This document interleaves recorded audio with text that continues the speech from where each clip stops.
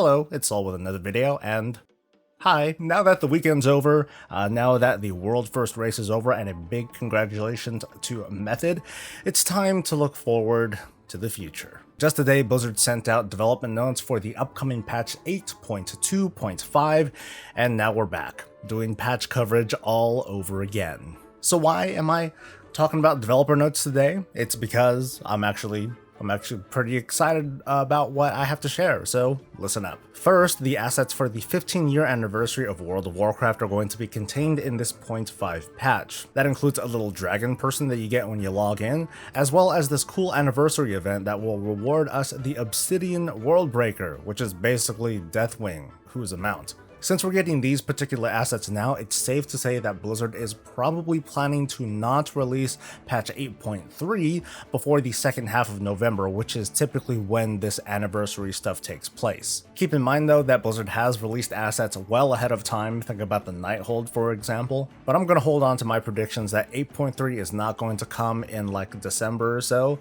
It's probably going to come early January 2020. So feel free to speculate all you want, I just wanted to get that thought out. Alliance players will finally get the questline to unlock the B mount, a mount asset that has been around since the Legion Alpha, since the B was used as a travel mount up till now. For all the salt that Alliance players have been throwing around over their lack of cool mounts, hey, here's the cool mount. Well, unless you don't like bees, then I guess the Horde awaits. Moving on. Worgen and Goblin models are going to finally receive an update 8 years after their launch way back in the Cataclysm expansion.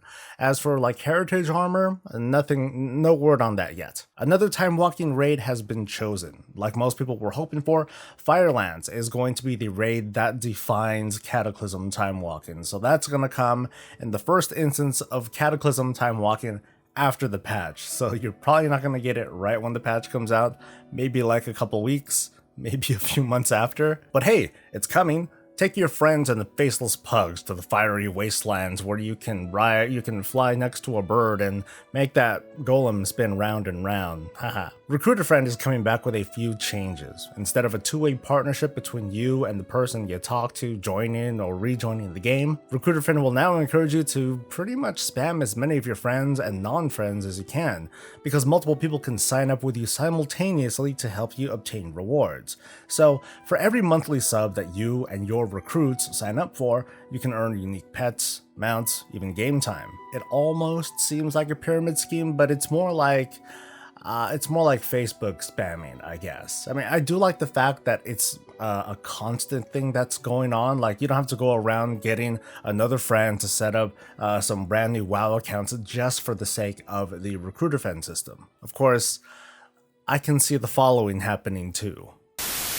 What's up, fam? SoulSoBreezy up in here. Smash that follow button, and if you ain't already playing a World of Warcraft, what are you waiting for? Check out the link and give it a go. You'll be having fun and you'll be helping me out too. Oh, don't forget, make Bob dance and donate all them dollars and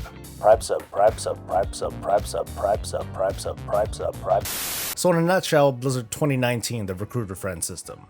Maybe instead we can call it the Shilla Friend system. The last thing that Blizzard mentioned in this announcement is a new gameplay/social feature called Party Sync. I'm going to read their post and then talk about how I'm understanding this. When players activate Party Sync, everyone in the party becomes aligned to the same quest state, including phases. By mousing over a quest in your tracker, you can see who is on the quest, what their progress is, and who's ready to turn in the quest.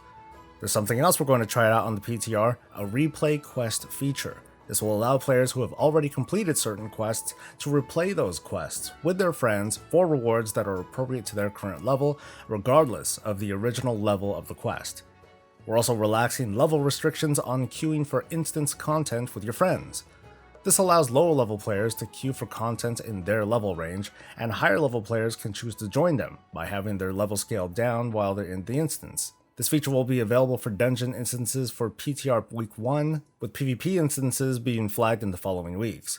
Please note that unlike time walking, when your level is scaled down via Party Sync, you will temporarily lose access to abilities and powers such as Azeroth traits with requirements that exceed your reduced level. So there's a lot to unpack with this whole Party Sync thing, but this is a full package of features that sums up to a pretty cool system so far, at least that's how I feel about it. So first, it reads like level syncing is going to sync party members down and not up to the person with the least quest progression in a given quest, so then everyone can play together. This really excites me because for years we lived in a world of phasing craft where people not on the same quests weren't just not on the same quest, but we literally couldn't see or interact or help each other out. So by getting everyone on the same page, now we can, and that's freaking cool. Okay, it's more like, okay, it's not so much as cool as it is like, dude, finally, it's about freaking time you get this thing in here. Gosh, Blizz. Next, stepping up from just being on the same quest state, you can replay quests that you've already completed. Because when you think about it, being on a different phase because you're on a different part of a quest, like that's one thing. That's kind of minor. But with this replay quest feature, you can cover something that's much bigger. The events where you are just on completely different quest lines as someone else. Think about it like this. You can hop into your friend's BFA war campaign. Even though you completed this thing like months and months and months ago, you can go back and replay this stuff with them. On top of that, the quest rewards will be appropriate to your level, but keep in mind that it's probably not going to be like item level appropriate, so don't count on getting like super epic gear. This may affect the twink economy at first glance. That's just something that came to mind, but I don't have personal knowledge on the subject, so I at least wanted to bring that up so you folks at home and elsewhere can share your thoughts. Finally, players will be able to take their high-level characters and party up with their lower-level friends in dungeons. So from the sounds of it, I can take my level 120 character, I can party up with someone who's level 40, they happen to be party leader, they queue up for Scarlet Monastery Cathedral, and there we go, off we go, and I get leveled down. I'm scaled down to level 40 with level 40 stats and level 40 abilities. And from the look of the reading, I'm not going to have certain abilities because I'm only level 40. My reactions to this are the same stuff as the rest of this party sync thing. It's about time that they have some way to kind of, I guess a mentoring system is what comes to mind. I'm trying to remember those old features from back in the day because this sort of feature is old. And so it's nice that Blizzard is finally bringing it to the present. Party Sync appears to serve a simple Blizzard mandate to allow more players to play together. The level scaling that happened in patch 7.3.5, now that did a lot to revive older content and to get more people playing together out in the world. This is another step in the right direction, and I'm quite happy to see this finally coming in. We don't know what other systems or gameplay features are coming in 8.2.5, but so far, I'm pretty pleased. But I'd love to hear your thoughts in a comment below. I encourage you to subscribe to the channel for more patch coverage where I give you the lowdown and a hopefully balanced look, and well, all things Warcraft. Like the video too because you're a nice person, and I'll see you next time. Until then, stay safe, stay happy, and stay breezy.